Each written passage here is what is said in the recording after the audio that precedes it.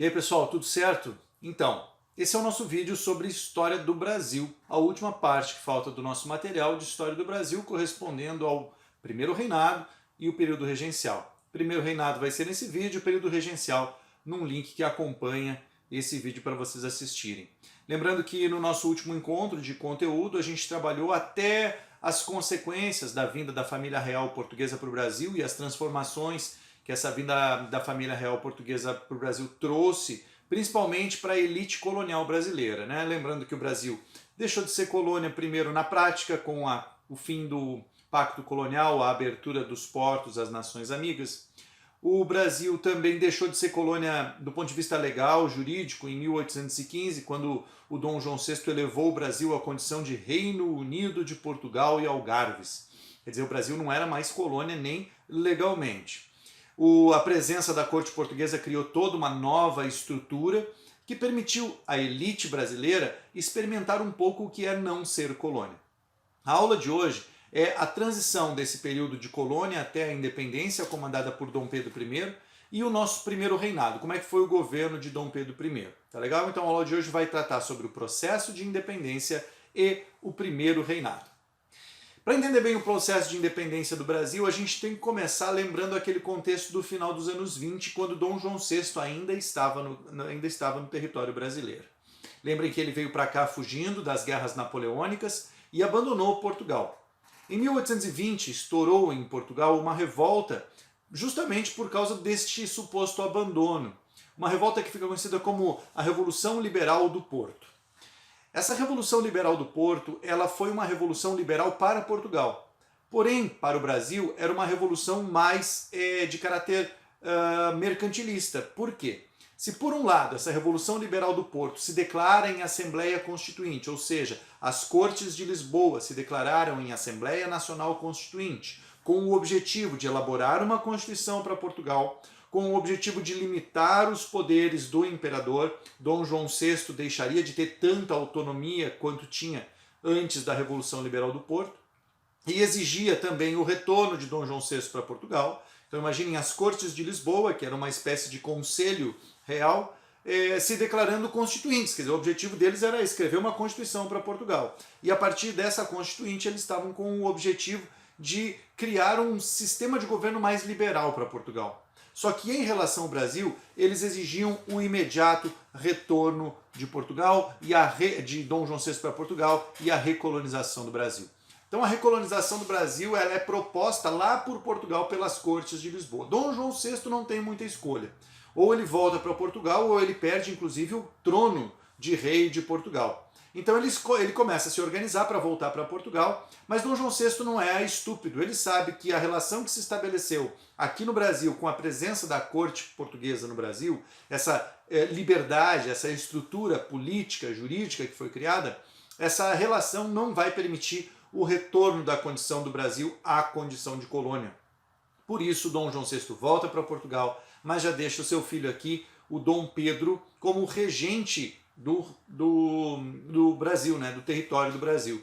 E essa permanência de Dom Pedro já é uma estratégia, inclusive, para que a inevitável separação entre Brasil e Portugal ocorra de forma controlada, pacificada. Né? Dom Pedro I vai ter esse papel de controlador, ele vai catalisar todos os movimentos de independência, vai sufocar qualquer tendência de independência mais radical e vai acabar oferecendo uma proposta de independência do Brasil que acaba sendo uma independência conservadora. Tá? Então, o motivo, né, da volta da família real portuguesa para Portugal é a Revolução Liberal do Porto, essa Revolução Liberal do Porto que exigia o retorno de Dom João VI, o retorno do Brasil à condição de colônia, né, e o limite para esse imperador, para o governo desse imperador. E aí então Dom João VI cria essa estratégia, mantendo Dom Pedro I aqui no Brasil. Dom Pedro vai ser o grande responsável por articular as forças políticas da independência do Brasil. Quando Dom João VI volta para Portugal, e as Cortes de Lisboa percebem que Dom Pedro I não voltou junto com o imperador, se cria um problema muito grande, porque se o objetivo é recolonizar o Brasil, Dom Pedro I deveria ter voltado para Portugal. E aí começa uma briga, uma tensão entre as Cortes de Lisboa e o governo do Brasil. Lembrando que o Dom Pedro, nesse momento, não é imperador, ele é apenas um regente que está aqui governando o Brasil por período temporário, né? O regente é aquele que governa no lugar de um rei. E as cortes de Lisboa, então, não aceitam a permanência de Dom Pedro, exigem que ele volte imediatamente para Portugal, e aí inicia esse processo de disputa dessas forças políticas que eu contei, que eu mencionei. De um lado, as cortes de Lisboa vão tentar trazer Dom Pedro I de volta para Portugal, e de outro, a elite rural brasileira, a elite colonial brasileira vai dizer assim, não, Dom Pedro, a gente precisa de ti, a gente quer que tu fique aqui, assume pelo menos a imagem desse processo de independência, seja o rosto do processo de independência do Brasil. Aqui tem uma imagem representando a chegada da corte portuguesa de volta lá em Portugal, né? O desembarque do rei Dom João de volta em Portugal. E o ano de 1822 é o ano, então, em que tudo ocorre. Lá no final de 1821, Dom João VI voltou para Portugal e Dom Pedro fica aqui aguardando o desenrolar de todo o processo. Eu faço sempre uma brincadeira em sala de aula, quem já teve aula sobre isso comigo deve lembrar. Eu digo que se fosse hoje, esse assunto teria sido resolvido em 5 minutos pelo WhatsApp. Mas naquela época as cartas demoram muito para ir, demoram muito para voltar, então são meses até que as decisões sejam tomadas. Então o ano de 1822 é um ano de vários eventos de medição de força. Começa já com o dia do fico, representado na imagem que aparece no slide. Depois de um abaixo-assinado com cerca de 8.000 assinaturas, a elite do Rio de Janeiro conseguiu convencer Dom Pedro I a permanecer no Brasil. É o momento em que ele teria dito, se é para o bem de todos e felicidade geral da nação, digam ao povo que eu fico. E aí começa então o processo de independência no Brasil. Só em setembro, esse ato solene ocorre, do dia do fico ocorre em janeiro, e só em setembro o Brasil realmente é declarado independente. Mas esse processo todo está já num caminho inevitável. Não existe mais volta dentro desse processo. As disputas vão acontecer, porque as cortes de Lisboa, por exemplo, vão enviar tropas para cá exigindo que Dom Pedro volte. E essas tropas, junto com outras tropas aqui no Brasil, acabam jurando fidelidade a Dom Pedro. Então Dom Pedro passa a ter o apoio de parte das tropas que estão aqui no Brasil. As cortes de Lisboa isolam o governo de Dom Pedro, dizendo, bom, seu governo não vale mais então. E eles, bom, se o meu governo não vale mais para vocês, o governo de vocês não vale mais para mim. E Dom Pedro declara a lei do cumpra-se, que diz que as decisões tomadas em Portugal só vão valer no Brasil se o próprio Dom Pedro definir e assinar embaixo dizendo cumpra-se.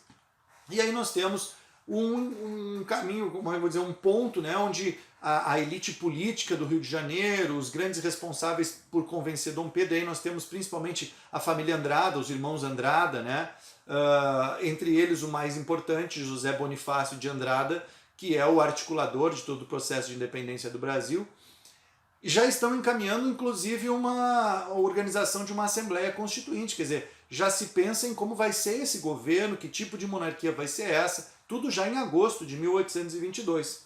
E aí uma curiosidade interessante é que no início de setembro, quando Dom Pedro I desce para São Paulo para resolver uma revolta que havia acontecido ali na região de São Paulo, e também em função da sua relação com a dona Domitila, que era a sua amante que vivia na Praia de Santos, era a Marquesa de Santos, Dom Pedro I ele deixa a imperatriz Dona Leopoldina como regente desse Brasil aí que está supostamente em processo de independência. E é no dia 2 de setembro de 1822 que a Dona Imperatriz Leopoldina assina pela primeira vez um documento declarando a independência do Brasil. Ela está, inclusive, à frente de Dom Pedro I nesse processo. Ela é a primeira pessoa a assinar oficialmente, a declarar oficialmente o Brasil como independente. O dia 7 de setembro é apenas o ato solene, né? Que seria o retorno de Dom Pedro I para o Rio de Janeiro, através ali de São Paulo. Então ele vem de Santos para São Paulo, subindo a Serra do Mar.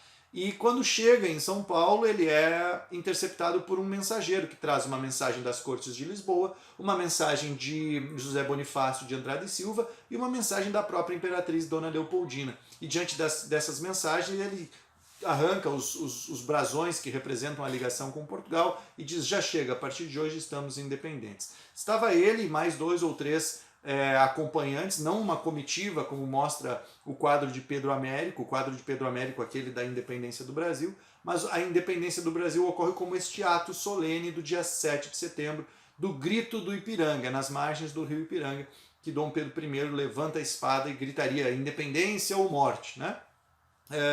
Curiosidades à parte, né? Tem gente que gosta de chamar a atenção para o fato de que Dom Pedro não estava muito bem, estava passando por uma disenteria, que ele parou várias vezes na viagem, enfim. Mas aí são as curiosidades que tornam o evento um pouco mais caricato. O fato é que esse é o ato solene reconhecido como a independência do Brasil, mais a posteriori, né, quando se vai resgatar a história do Brasil, é o grito do Ipiranga que aparece lá na primeira estrofe do hino nacional. Tá? E aí a gente começa a analisar o primeiro reinado. Que primeiro reinado é esse? Que governo é esse? Mas o Brasil é um país que se torna independente, um país que se torna independente de maneira conservadora, porque é uma independência controlada pelo próprio imperador, o filho do governo da nossa antiga metrópole. É o único país da América que se torna independente e mantém uma monarquia. O caso do México, que se tornou independente e implantou uma monarquia em 1821, durou apenas um ano. No ano seguinte foi proclamada a República, né? Então são todas essas características de governo, né, brasileiro que mostram como a nossa independência é conservadora. E aqui tem um detalhe bem importante para as provas que vocês fazem, que quando se faz uma análise da nossa independência quanto processo de transformação. A nossa independência nada mais é do que uma ruptura política com a nossa metrópole. Do ponto de vista da estrutura social, da estrutura econômica, o Brasil permanece basicamente igual. Continuamos agroexportadores, escravocratas, organizados e controlados por uma elite rural, principalmente uma elite que está começando a crescer ali na região sudeste, os plantadores de café. É o início do ciclo do café no Brasil. Então, essa estrutura que a gente está fazendo, que a gente está vê desde o período colonial, ela permanece. Por isso que praticamente todos os autores que analisam o processo de independência do Brasil vão atribuir ao processo de independência do Brasil um caráter conservador e não um caráter transformador. Tá? Outra reflexão sobre esse processo de independência é que há sim confronto, há guerra de independência no Brasil. Nós tivemos alguns núcleos de tropas portuguesas que se rebelaram contra Dom Pedro I, principalmente em Salvador, e que tiveram que ser controladas, sufocadas e expulsas do Brasil. Para isso, Dom Pedro I contratou mercenários ingleses que foram para Salvador e expulsaram os portugueses daqui. E uma outra curiosidade sobre o nosso processo de independência é que a gente acredita, né, na nossa ingenuidade, que o Brasil inteiro se torna independente imediatamente a partir do grito do Ipiranga de 7 de setembro. Gente, as comunicações são lentas, são demoradas, é muito difícil que as notícias se espalhem com tanta rapidez. E além disso, a realidade das diferentes regiões do Brasil também é diversa. Eu gosto de citar sempre o caso do Pará. O Pará, a região do Grão-Pará, como era conhecida, que tinha sua capital já em Belém, pressionado por Dom Pedro I, pelas tropas de Dom Pedro I, por mercenários contratados por ele, a aderir à independência do Rio de Janeiro. Quer dizer, quando a independência ocorre no Rio de Janeiro, é uma decisão do Estado do Grão-Pará aderir ou não aderir à independência, visto que o governo do Pará tem muito mais ligação comercial com a Europa do que com o Rio de Janeiro. A manutenção dos laços com a Europa talvez fosse mais vantajosa para o Grão-Pará do que a adesão ao movimento de independência comandada pela elite do Rio de Janeiro. Mas por pressão militar e por uma estratégia do próprio comandante que foi enviar a notícia da independência para o governador do Pará, o Pará acabou aderindo à independência.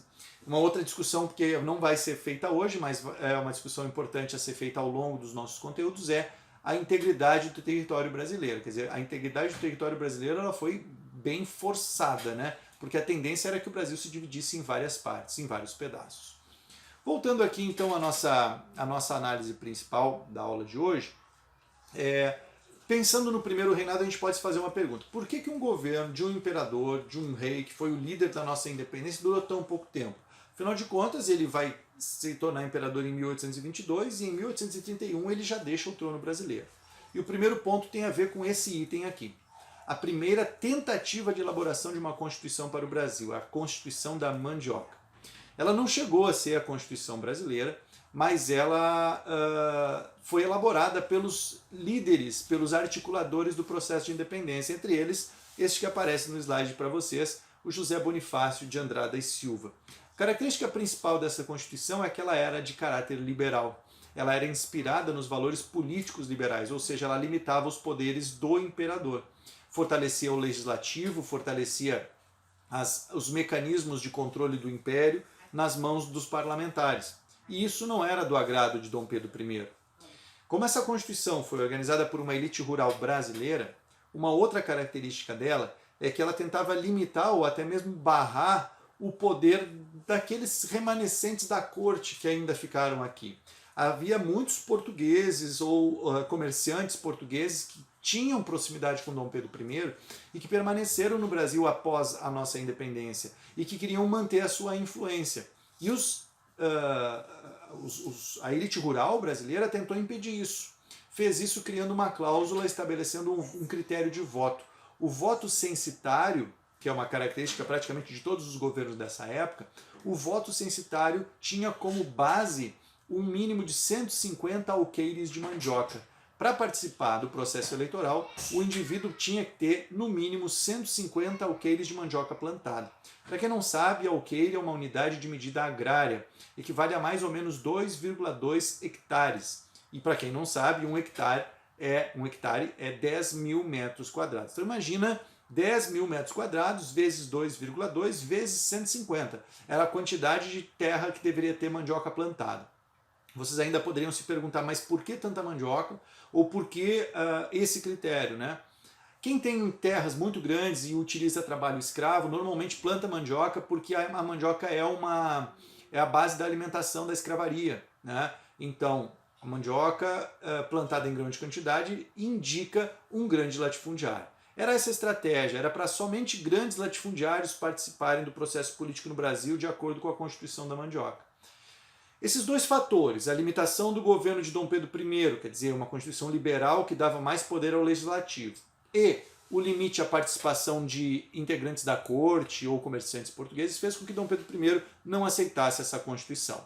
Tá? Então botei aqui os 150 alqueires de mandioca, só para deixar registrado, mas o que acontece é que Dom Pedro I encerra essa Constituição no que fica conhecido como a Noite da Agonia. Por isso essa Constituição nunca foi aprovada. Ela nunca foi considerada uma Constituição brasileira. A Noite da Agonia, que ocorre lá em novembro de 1823, é uma Constituição, é uma ação do próprio Dom Pedro, diz assim, acabou, essa Constituição não serve para o Brasil e eu vou fazer a minha própria Constituição. Tá? É o fechamento da Assembleia Constituinte e a convocação do Conselho de Estado para que ele, junto de Dom Pedro I, elabore a verdadeira ou a primeira Constituição brasileira de fato. E que Constituição é essa? A Carta Outorgada, de 1824. Uma Constituição imposta, ela não foi aprovada em Assembleia Nacional, ela foi imposta, né? Ela não foi promulgada. Portanto, uma Constituição que já tem um caráter autoritário e já vai gerar problemas para o governo de Dom Pedro I. Sendo imposta por Dom Pedro I, ela cria uma monarquia centralizadora, institui o que a gente chama de quarto poder. Lembrem que Montesquieu teorizou a respeito da divisão dos poderes, executivo, legislativo e judiciário. Os três poderes que são o princípio do liberalismo político, né? Contra o absolutismo. Dom Pedro I instituiu o quarto poder, que é um poder que estaria acima dos três e que seria o poder moderador, vinculado ao próprio imperador, o que dá à Constituição uma característica ainda mais autoritária. O voto é indireto nessa época e censitário, quer dizer, o critério censitário não muda, o que muda é o que vai ser utilizado como critério para o voto. Na Constituição da Mandioca, o critério era 150 alqueires de mandioca. Nessa Constituição, continua sendo censitário, mas aí é renda, em valor mesmo. Então, quer dizer, o grande comerciante poderia participar, né? Ou pessoas que não são proprietárias de terras ou de escravos poderiam participar. A gente está falando de uma renda mínima de 100 mil réis para ser eleitor no Brasil. Existe uma renda mínima de 200 mil réis para ser candidato a deputado e 500 mil réis para ser candidato a senador. Lembrando que senador é um cargo vitalício nessa época. E o parlamento brasileiro é imitando o parlamento inglês, dividido em duas câmaras. A Câmara dos Lords e a Câmara dos Comuns na Inglaterra vai ser reproduzida no Brasil como a Câmara dos Deputados e o Senado brasileiro. Nessa Constituição nós temos uma característica muito marcante que vai vigorar no Brasil até a proclamação da independência, que é a união entre a Igreja e o Estado num regime que a gente chama de padroado régio. No Brasil, o Estado é católico oficialmente durante toda a monarquia e a Igreja está submetida ao poder do Estado. O padroado régio é uma herança portuguesa, foram os portugueses que deram essa característica para a Constituição brasileira. E as capitanias deixam de ser capitanias, são transformadas em províncias e vão ser governadas por presidentes de província, que são nomeados pelo próprio imperador. Tá? Então é assim que o Brasil se constitui como uma monarquia a partir de 1824. A primeira reação a essa monarquia é a própria Confederação do Equador, que aparece aqui com duas imagens representativas. Uma é a execução do Frei Caneca, um dos líderes da Confederação do Equador, e a outra a repressão do Dom Pedro I a este movimento. O que é a Confederação do Equador? São setores liberais, principalmente da região de Pernambuco, mas que não aceitam a Constituição de 1824 e liderados por Pernambuco, juntando estados como Rio Grande do Norte, Paraíba, Alagoas, Ceará, se juntam e criam um movimento separatista, fundando um país chamado Confederação do Equador. Nem Constituição eles tinham, chegaram a pegar emprestada a Constituição da Bolívia, né? Mas é um movimento separatista que não vai ser aceito por Dom Pedro I. Dom Pedro I envia tropas, reprime violentamente o movimento e aí já cria um problema para ele mesmo. Quer dizer, cada atitude que ele toma de forma mais autoritária vai criando uma oposição muito forte contra ele. Então, desde a imposição, a Noite da Agonia, a imposição da Carta Outorgada de 1824 e agora a repressão violenta da Confederação do Equador, vão criando uma imagem autoritária, né, uma imagem negativa de Dom Pedro, e a imprensa vai aproveitar muito essa imagem. A execução do Frei Caneca foi inclusive bastante polêmica. Teve que sair um destacamento de soldados do Rio de Janeiro para o fuzilamento do Frei Caneca. Não havia soldados disponíveis a matar o padre lá no Nordeste. Tá? Aí nós vamos somando situações mais negativas, quer dizer, a Guerra da Cisplatina, que foi uma situação muito complicada no governo de Dom Pedro I, piorou ainda mais a imagem dele. Isso porque a Guerra da Cisplatina é a guerra de independência do Uruguai. Lembrem que o Uruguai foi anexado por Dom João VI. E entre 1825 e 1828, a Guerra da Cisplatina conseguiu a independência do Uruguai. Então o Uruguai era uma província do Brasil, a província da Cisplatina, e essa guerra que gera custos, que gera mortes, tem muito gasto, é uma guerra que só o Dom Pedro estava insistindo em manter. E a derrota do Brasil no final da história piora ainda mais. O Uruguai consegue a sua independência em 1828, o Brasil perde a província da Cisplatina. O Rio Grande do Sul sofreu gravemente com essa guerra de independência. Né? E aos poucos o governo de Dom Pedro I vai se isolando, vai perdendo apoio. Primeiro porque lá em Portugal Dom João VI morreu em 1826.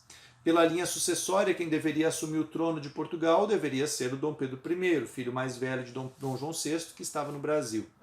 Só que Dom Pedro I era imperador do Brasil, não tinha como assumir os dois tronos ao mesmo tempo. Enviou então sua filha para assumir como regente no seu lugar.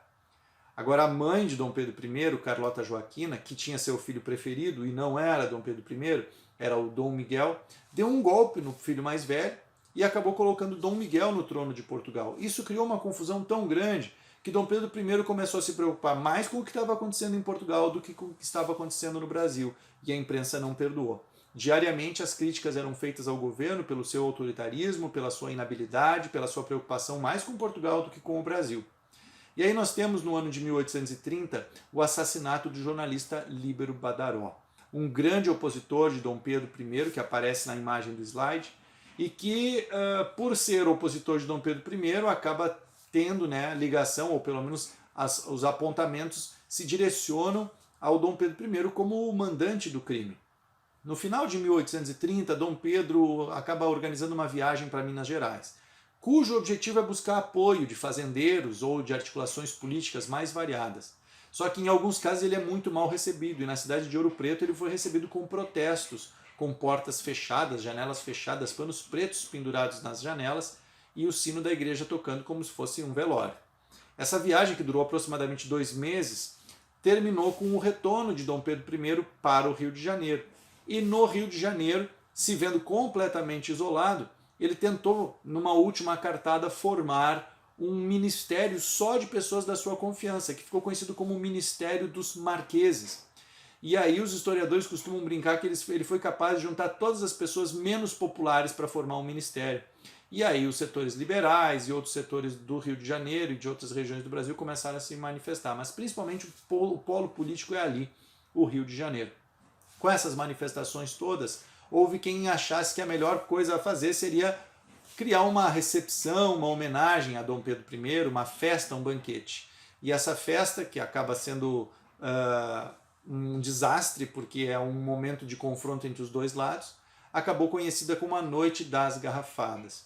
As manifestações começaram em torno do próprio Largo da Aclamação, né, onde o Dom Pedro tinha sido aclamado imperador lá em 1824, depois da aprovação da Constituição de 1824. E agora essas manifestações eram contra ele. Diante de tudo isso que aconteceu, no dia 7 de abril de 1822, Dom Pedro I se convence de que ele não tem mais condições de governar o Brasil. Ele escreve seu ato de abdicação e deixa o Brasil sem nem mesmo se despedir de seu filho, Dom Pedro II. Acontece que Dom Pedro II tinha apenas 5 anos de idade e não podia assumir o trono do Brasil naquele momento. Por isso que a gente termina o primeiro reinado em 1831 1831 com a abdicação de Dom Pedro I e inicia o que a gente chama de período regencial do Brasil. Então as explicações, né, para a gente concluir esse raciocínio, a explicação principal para o governo de Dom Pedro I ter durado tanto é que logo no começo do seu governo ele foi brigar justamente com a elite rural brasileira, aquela que organizou o abaixo-assinado com 8.000 assinaturas para que ele permanecesse no Brasil. Essa elite não aceitou a atitude autoritária dele de fechar a Assembleia Constituinte e criar sua própria Constituição. E dali para frente ele vai brigar o tempo todo com essa elite e com a imprensa, ok? Então, essa é a história do primeiro reinado, são reflexões importantes, é mais uma história política, né? Mas a gente vai precisar falar disso em outros encontros daqui para frente. Mas pelo menos o assunto, o conteúdo do primeiro reinado, está aqui resumido para vocês. Junto com esse vídeo, vai acompanhando um link com o vídeo do período regencial, ok? Muito obrigado pela atenção de todos e até mais. Descansem!